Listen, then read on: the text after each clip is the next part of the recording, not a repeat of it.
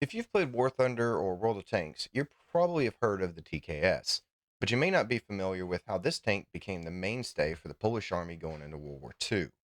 And first, I want to clear up the terminology for this tank. Technically, this tank is considered a tankette. It was weighed about 2 tons. Now, in the 1920s and 30s, the difference between a tank and a tankette were not as clearly defined as they are today. And to understand where this tank development began and how the Polish army came up with this tank, we got to look and see what it is actually based off of. Now, the TKS was actually based off the Cardin Lloyd, which was a British tank that was developed privately by Major Gifford Martel of the British Armed Forces. He actually built this tank, or at least the prototype for it, in his garage using various parts from automobiles and tractors in the mid 1920s. And he originally envisioned this as a one-man tank with a machine gun and was going to be used as a scout and reconnaissance vehicle. However, when the British started testing it, they preferred to have a two-man crew, so it got redeveloped and eventually became what you see on the screen here as the Cardin Lloyd. Now, the Polish army bought 10 of these to and a license to develop their own TK series. So they, after testing it, they figured out what changes that they need to make for their needs, and eventually, what you ended up with the TKS-3. Now, the TKS-3, the version you see on screen, would have been the main one that you would have seen in the armed forces of the Polish army, featuring a Hotchkiss machine gun that had been rechambered to the Polish standard 7.92 millimeter. It also, another change that they did is they added a roof to the tank, which added protection for the crew. Now, it's important to consider at between the 1920s and 30s, tank doctrine really wasn't as fleshed out as it was by the end of World War II and subsequent, decades. The idea of this was to actually support the infantry as they advanced forward, and a lot of this was learned by lessons in World War One, where tanks played a role in the battlefield, but overall weren't considered overly that effective. They were more just kind of scared enemy troops that had never seen them before. And you would also see odd things on World War One tanks, like guns sticking out the sides, the butt, multiple turrets on the tank. You see a lot of that development in the 1920s and 30s on various tanks. And one reason for that is in World War One, what would happen is when the tanks would drive past the German infantry, they would then kind of surround them and kill the crew. This tank was actually meant to support the infantry as they advanced forward. So essentially, if you did have some breakthrough tanks and the Germans came out, or Soviets, and tried to surround it, you would have this tank to support the infantry. And from an infantry standpoint in light arms, this would have been quite difficult to deal with, though it provided nearly no protection against anti tank guns or rifles of the day. So, why did the Polish choose the TKS as their mainstay armored vehicle? Well, a lot of this had to do with Poland's lack of manufacturing capability at the time. Poland was more agricultural at the time. Also, it was a relatively new state. Now, you history buffs will probably think, well, Poland had been around for a long time. That's kind of a yes and a no. It had actually disappeared for a bit. If you remember if you've played medieval Total War or something, you'd be like, you can play as Poland. But the Polish state actually disappeared for a while as an independent state and then was reconstituted at the end of World War One and immediately found itself surrounded by stronger enemies. Now, as you can see from this map, you had Germany to their west and you had the Soviet republics to their east.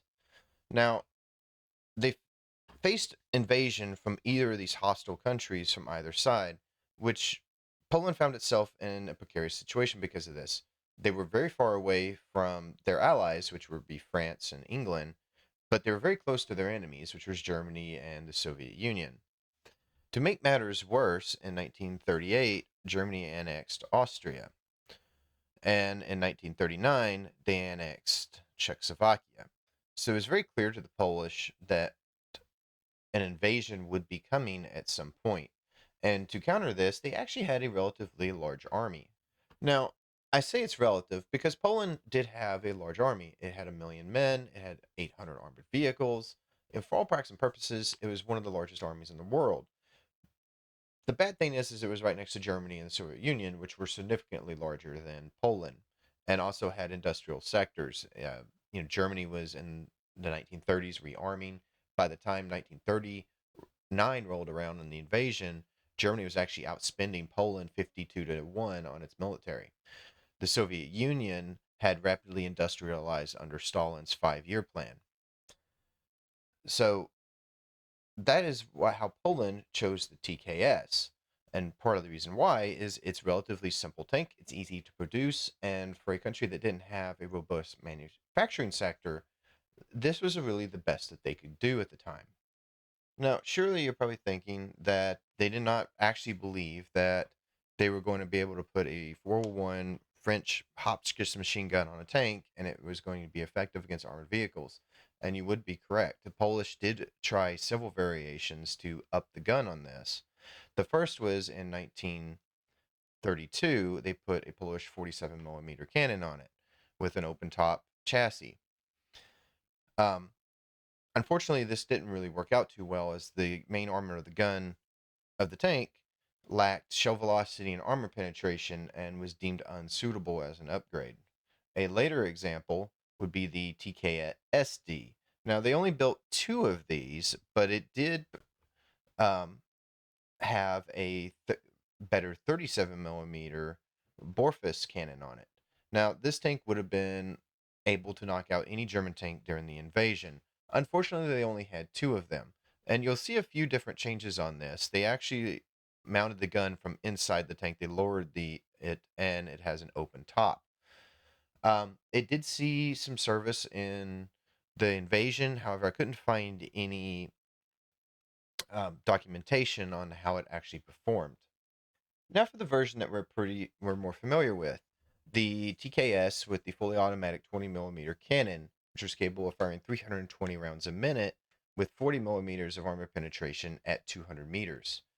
Now, this modification to the tank was fairly simple. They just needed to bump out the chassis here, and they were able to mount a 20 millimeter cannon in it. Fairly simple, and it was a relatively cheap modification. Now, this was meant to be widespread through the TKS series, but unfortunately, the modifications started in the spring of 1939. And by the time the Germans invaded in September of 1939, they had only managed to convert 20 to 24 of these. Now, the Polish had developed a more capable tank in the 7TH shown on screen. However, the conversion to the 20 millimeter to the TKS was 1/6 of the cost of these new 7THs. Now, the Polish did attempt to export the TKS. However, they only found one buyer around their region, and that was Estonia, which ordered 6 of them in 1934. And I guess they weren't that impressive because they never came back for any more of them.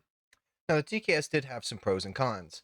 Its small size meant that it could actually be concealed relatively easily, meaning this vehicle did actually accomplish the goal of being a scout or a reconnaissance vehicle, and could be quite deadly, especially with the 20 millimeter when set up in an ambush, which we'll look at a couple examples of that here in a minute. But the tank also, its small size, had some disadvantages. It meant that it couldn't really traverse over rough terrain very well. It could actually get stuck in ditches.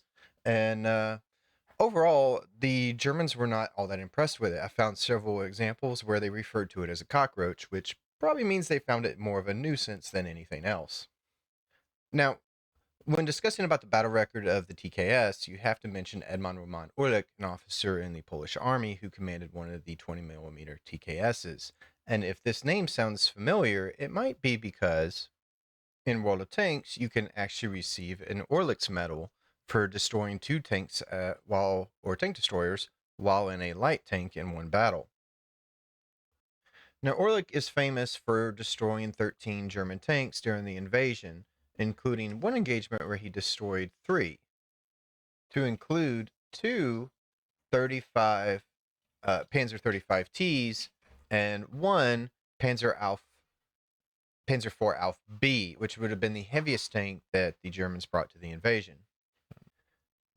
Now, the Panzer Alf B was actually commanded by Victor von Rattenbohr, who was the heir prince to one of the German noble houses at the time. What Orlik would do is set up an ambush at a crossroads, and as the German tanks drove by, he used his 20 millimeter cannon to knock out the lead tank, which would have been driven by Orlik von Rattenbohr, who would later die of his injuries. After eliminating the Alf B, Orlik would engage the two Panzer 35Ts, knocking both of them out. Edmund would serve out the rest of the war, and after the war would become an architect.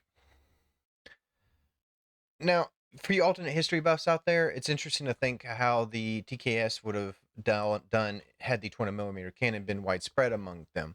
Ultimately, I don't think it would have mattered. When the Soviet Union invaded 2 weeks after the German invasion, it was going to be just too much. It was just a matter of time till they kind of overcome all the Polish defenses, no matter how courageously they fought. As far as the Tankette, was kind of considered a dead end as far as design. You do the Germans after the war, they used them as tractors to pull artillery pieces. Some of them were given to police in certain areas to fight off partisans, and there was a couple examples at an airfield where they were used as snowplows. So obviously the Germans were not very impressed with them. They would see a few of them again when they invaded the Soviet Union during Operation Barbarossa. They didn't really fare any better the second time that they were out.